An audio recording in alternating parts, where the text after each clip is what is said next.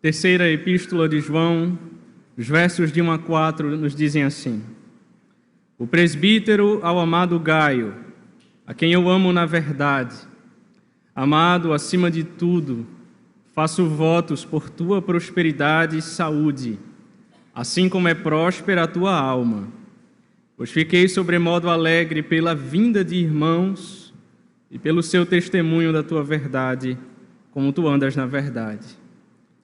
Não tenho maior alegria do que esta, a de ouvir que meus filhos andam na verdade.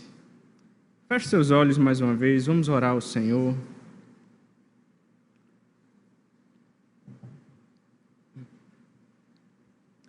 Santo e amado Deus, obrigado, Senhor, pela tua bendita e preciosa palavra. Ajuda-me, ó Deus, a pregá-la com fidelidade.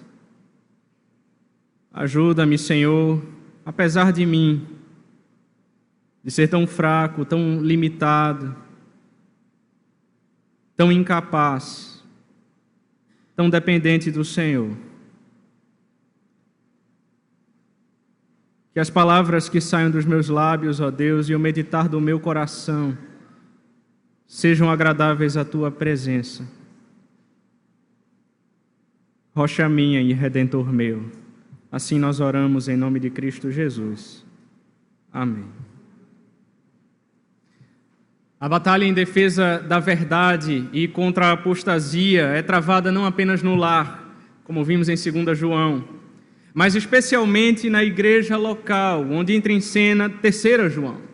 Esta pequena carta, a epístola mais curta do Novo Testamento, no texto original grego, permite vislumbrar uma congregação primitiva com seus membros e problemas. Ao ler esta carta sucinta, é possível observar que os tempos não mudaram tanto assim. Há pessoas e problemas semelhantes hoje. O apóstolo João, também chamado de o presbítero, ele escreveu a sua segunda carta para alertar sobre o perigo dos falsos mestres. Nessa terceira carta, ele adverte sobre os falsos líderes. Na segunda carta, os falsos mestres apelavam para o amor, mas negavam a verdade. Na terceira carta, o falso líder apela para a verdade, mas nega o amor.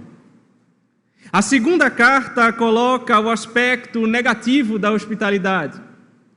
A terceira carta, o lado positivo da hospitalidade. A segunda carta alerta para o perigo de exercer hospitalidade com os falsos mestres.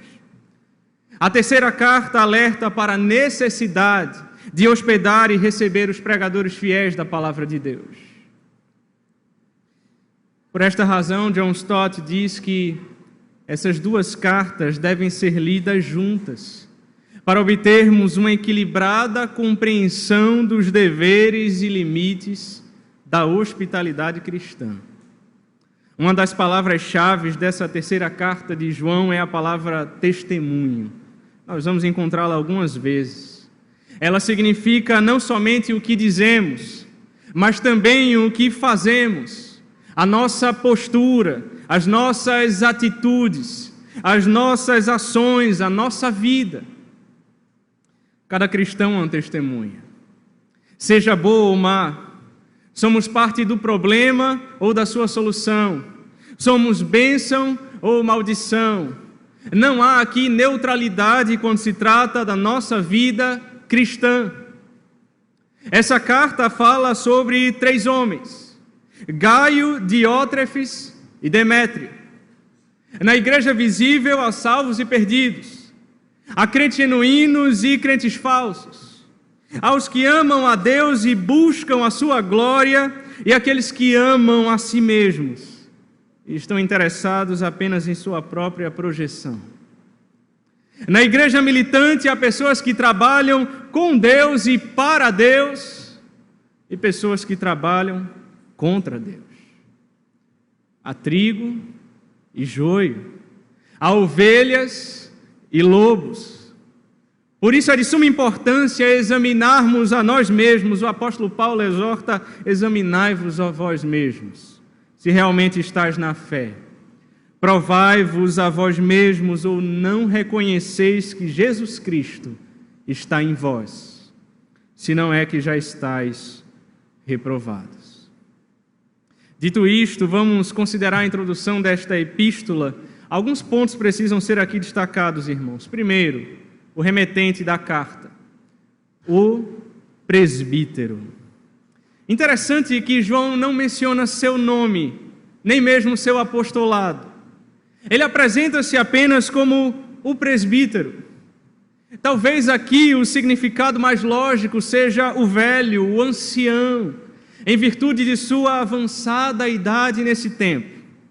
As palavras presbítero, bispo, pastor, são termos correspondentes. Carregam a ideia daquele que olha por cima, que supervisiona, que cuida do rebanho de Deus. João era o último apóstolo vivo nesse tempo e também o pastor das igrejas para onde enviou essa missiva. Mas ele não se refere como o presbítero apenas por uma questão de idade. Augustus Nicodemos diz que quando João se identifica como o presbítero, ele revela a sua maneira despretensiosa e humilde de lidar com os irmãos em Cristo. Ele não procura se colocar acima dos outros. Ele não tenta dar uma carteirada com o seu apostolado. Ele se coloca de forma muito humilde.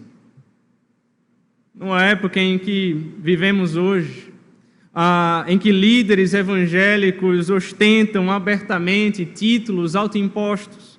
Por exemplo, os ministros de hoje não se contentam em ser chamados de pastores. Tem que ser algo mais, de modo que muitos se auto-intitulam apóstolos. A atitude de João, que mesmo sendo apóstolo, preferia se apresentar como o presbítero, serve de exemplo a todos os arrogantes de hoje. E não se engane, essa soberba muitas vezes não se apresenta em um título, mas está enraizada em nosso coração. Isso se revela na postura, nas ações e principalmente nas nossas reações. Não importa qual seja a minha carreira, seja dentro da igreja ou fora dela, seja no mundo profissional, como um cargo sênior, como um gerente ou como diretor de uma grande empresa, seja no mundo acadêmico, você é o melhor aluno da escola, da faculdade, você tem graduação, pós, mestrado ou doutorado, não importa. A vida do crente deve ser marcada pela humildade. Eu me lembro aqui de um seminarista da época do SPN, hoje reverendo Rodolfo. Ele era médico, ele era doutor. E sempre que alguém o chamava assim, ele fazia questão de dizer: o doutor está lá no hospital, aqui eu sou irmão de vocês. Tiago diz que Deus resiste aos soberbos, mas aos humildes Ele concede a sua graça. O livro de Provérbios nos instrui que a soberba precede a ruína, e a altivez do espírito, a queda. O nosso Senhor, mesmo sendo Deus Todo-Poderoso, cheio de majestade e glória, Ele se fez homem, Ele se fez carne e habitou entre nós, cheio de graça e verdade. Ele foi humilde, Ele nasceu na manjedoura, Ele cresceu na carpintaria, Ele lavou os pés dos seus discípulos, Ele foi manso e humilde de coração. E Ele nos instruiu que bem-aventurados são os humildes de espírito, porque deles é o reino dos céus. Mas vejamos ainda em segundo lugar o destinatário da carta, ainda no verso 1. Diz assim o texto: o presbítero ao amado Gaio, a quem eu amo na verdade. Diferente da segunda carta, a terceira carta é endereçada a um homem e não à igreja. O nome Gaio era muito comum entre os romanos. O Novo Testamento faz referência a 3 homens que possuíam esse nome: Gaio de Corinto, Gaio de Macedônia e Gaio de Derbe. Embora John Stott esteja inclinado a aceitar o último, Gaio, como destinatário dessa epístola, não há como identificar com certeza quem é este Gaio para quem João escreve. E João não apenas chama Gaio de agapetos, amado, 3 vezes, mas ele também reforça o conceito dizendo a quem eu amo na verdade. Queridos irmãos, prestem atenção. O amor cristão não é apenas para ser sentido, mas também declarado e demonstrado. Gaio era um homem especial. Era aquele tipo de gente que atraía as pessoas pela sua bondade, amor e testemunho. E não há maldade alguma aqui. João fala de um amor cristão entre 2 irmãos em Cristo. Este não é um amor como o do mundo. Ele diz, eu amo na verdade. Este amor está baseado em uma pessoa, na verdade encarnada em Jesus Cristo. Mas esta verdade também se aplica às famílias, aos pais e filhos, aos casais, sobretudo os maridos. Não basta apenas sentir, você precisa declarar e demonstrar o amor que sente pela sua esposa, pela sua família, pelos seus filhos, pelos seus irmãos em Cristo. A palavra de Deus nos chama a viver essa vida em amor, irmãos. E um amor não fingido. Quem ama, perdoa. Quem ama, coopera. Quem ama, quer o bem do outro. Quem ama, chora com os que choram e se alegra com os que se alegram. Quem ama, se preocupa com a vida do irmão. 1 João 3,16 diz, nisto reconhecemos o amor, que Cristo deu a sua vida por nós, e devemos dar a nossa vida pelos irmãos. Isso nos leva em terceiro lugar à saudação de João. Veja o verso 2. Amado, acima de tudo, faço votos por tua prosperidade e saúde, como é próspera a tua alma. Gaio era um homem de vida espiritual saudável. Ele não tinha riqueza nem saúde, mas ele tinha uma vida espiritual robusta. É possível ser pobre, porém rico espiritualmente. É possível estar fisicamente enfermo e ter uma vida espiritual abundante. A saudação de João é, na verdade, uma oração a Deus em favor de Gaio. Assim também devemos orar pela prosperidade financeira e pela saúde dos crentes, sem cair, contudo, no engano da teologia da prosperidade, que afirma que o crente não pode ser pobre nem ficar doente. A palavra de Deus ensina que a piedade com contentamento é grande fonte de lucro. Entretanto, diz que aqueles que querem ficar ricos caem em tentação e cilada. João então intercede a Deus pela prosperidade de Gaio em todos os aspectos. E o pensamento pode ser dirigido ao trabalho público e social de Gaio, bem como à sua prosperidade pessoal. Vejam, o desejo é que a prosperidade exterior de Gaio possa corresponder à condição de sua alma. Ele disse, faço votos por tua prosperidade e saúde, como é próspera a tua alma. John Stott diz que aqui há uma autorização bíblica para desejarmos o bem-estar físico e o bem-estar espiritual dos nossos irmãos. William Barclay diz que um pastor verdadeiro, ele interessa-se tanto pela saúde espiritual da alma, como a saúde física do corpo dos crentes. Na vida cristã, é importante observar essas duas coisas, não apenas olhar para uma e negligenciar a outra. E aqui eu me lembro de um pastor, amigo, muito querido, o reverendo Marcos Santos, quando ele descobriu que estava com diabetes. O médico disse para ele, se você quer cuidar da sua saúde, você precisa ter atenção sobre 3 coisas: alimentação, exercícios e remédios. E ele me disse que, naquele momento, ele disse para si mesmo, Senhor, eu gostaria de ver os meus filhos crescerem, eu gostaria de cuidar da minha família, da minha esposa, eu vou fazer a minha parte, mas eu sei que o Senhor é soberano, que seja feita a tua vontade. Warren Wiersbe tem razão quando ele diz que a saúde física é o resultado da boa alimentação, de exercício, de limpeza, de descanso apropriado e vida disciplinada. E vejam, irmãos, não é diferente com a nossa vida espiritual. Se queremos ter saúde espiritual, devemos alimentar-nos com a palavra de Deus. Devemos exercitar a piedade. Devemos nos guardar limpos e evitar a contaminação do mundo. Ao mesmo tempo, devemos descansar no Senhor. Em Mateus 11, Jesus Cristo disse: "Vinde a mim, todos vós que estáis cansados e sobrecarregados, e eu vos aliviarei. Tomai sobre vós o meu jugo e aprendei de mim, porque sou manso e humilde de coração, e achareis descanso para a vossa alma. Porque o meu jugo é suave e o meu fardo é leve." Não ande tão ansioso com a vida. Ansiedade em excesso faz mal, prejudica a saúde, tira o sono, tira a paz. O que é que tanto te preocupa? Lance sobre Ele toda a vossa ansiedade, porque Ele tem cuidado de vós. Descanse o seu coração no Senhor. Mas em quarto lugar, vejamos o testemunho.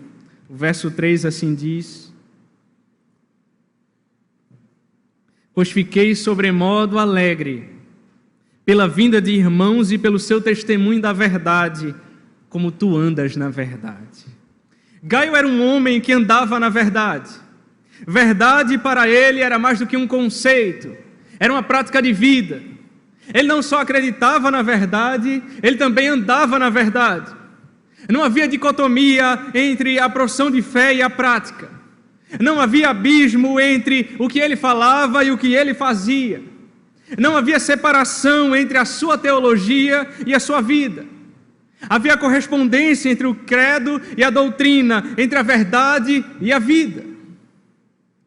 Irmãos, não podemos separar fé e obras, doutrina e ação. Tiago diz que a fé sem obras é morta.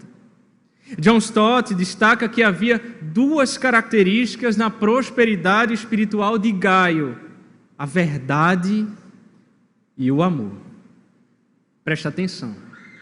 Às vezes, as pessoas se preocupam apenas com a verdade, mas sem amor. E com isso ferem e machucam pessoas. Outros caem no extremo do amor em detrimento da verdade, e com isso conduzem muitos ao erro. Gaio foi um cristão equilibrado. Ele defendia a verdade em amor e amava em verdade. A sua verdade e o seu amor eram conhecidos de todos. As pessoas que iam visitar João davam um bom testemunho de Gaio, constatando como ele andava na verdade. E isso trouxe grande alegria ao apóstolo João.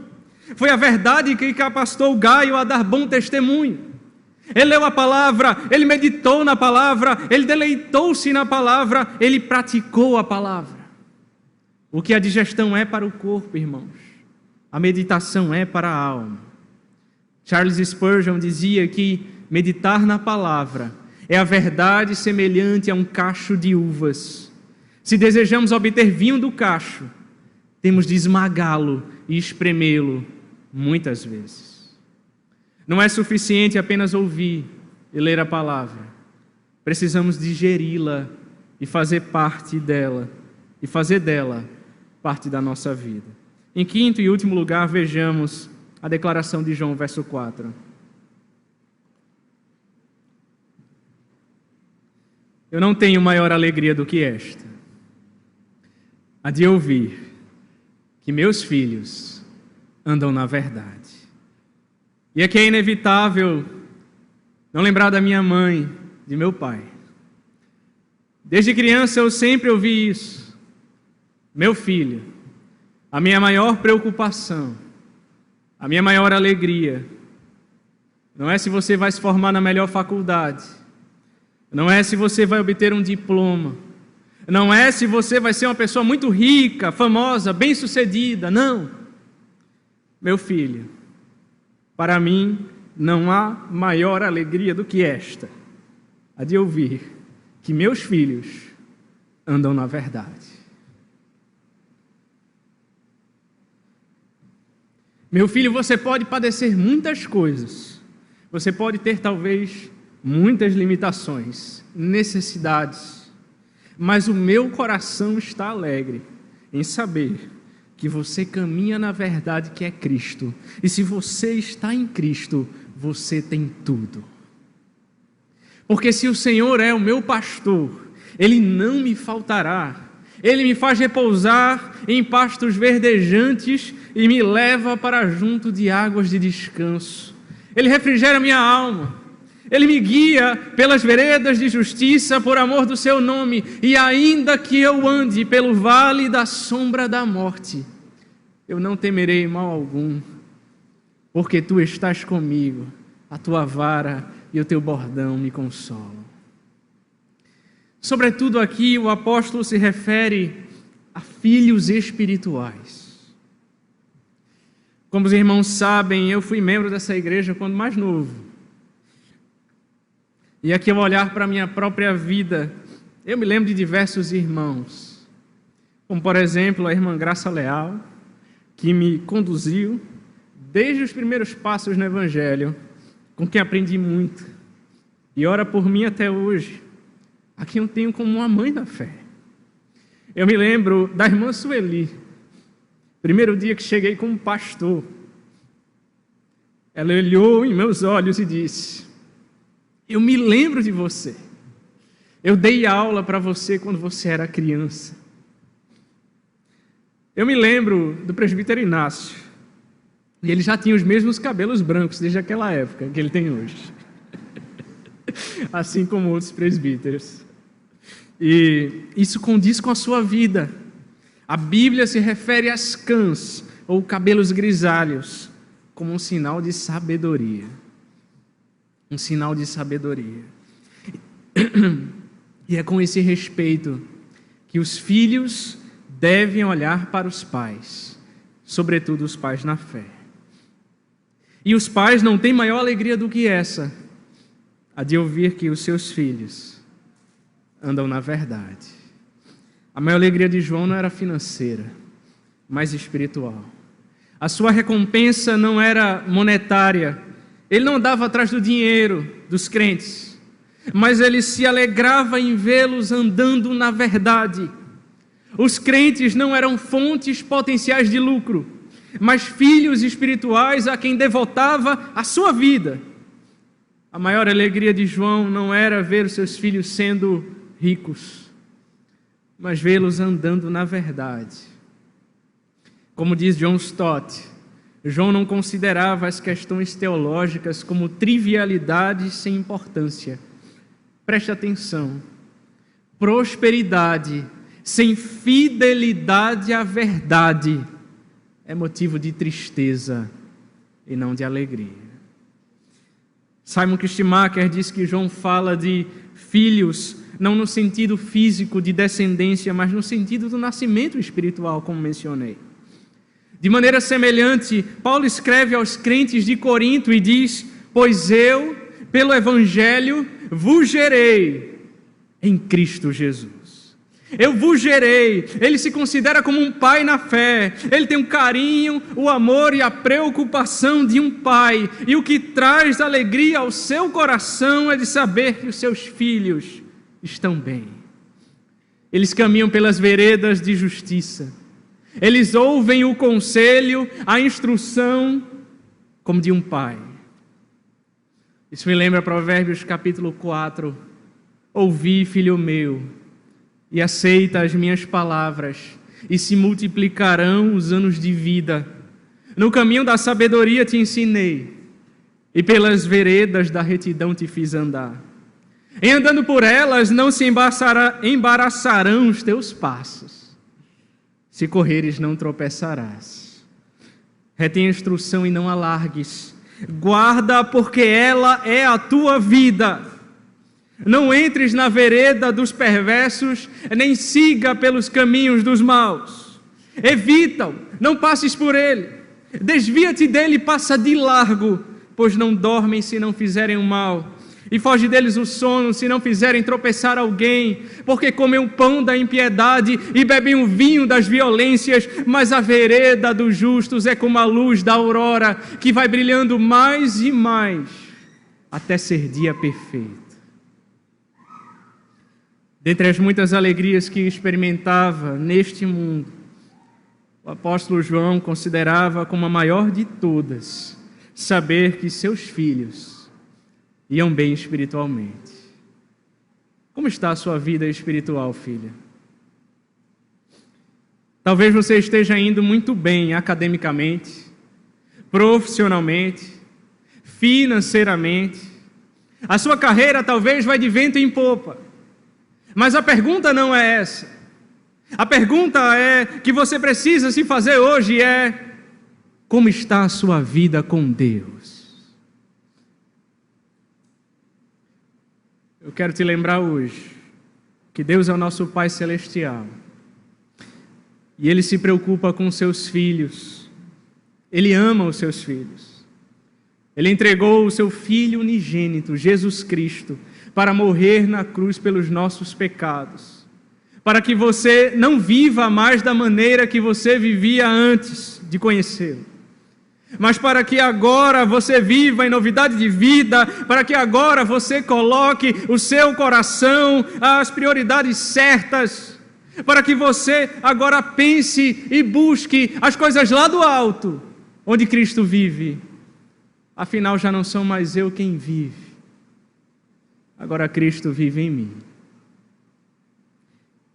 Feche os seus olhos e vamos orar.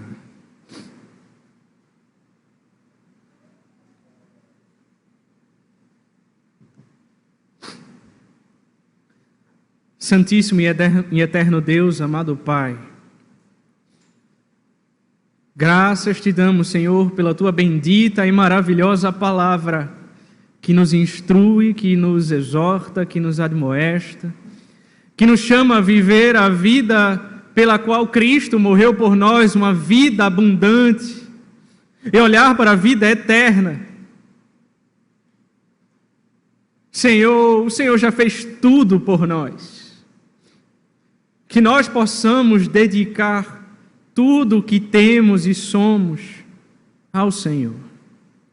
Toda a nossa vida para o teu inteiro agrado.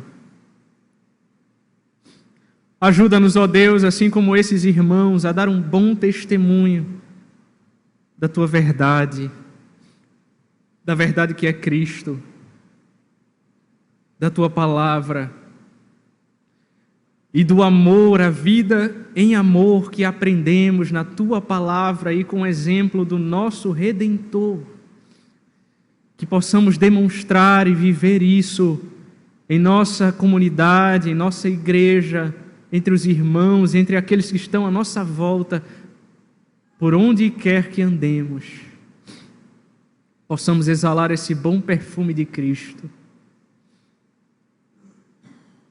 Abençoa a tua igreja, ó Deus, o teu povo. Fortalece-nos, ó Deus, na fé. É o que nós oramos em nome de Jesus Cristo. Amém.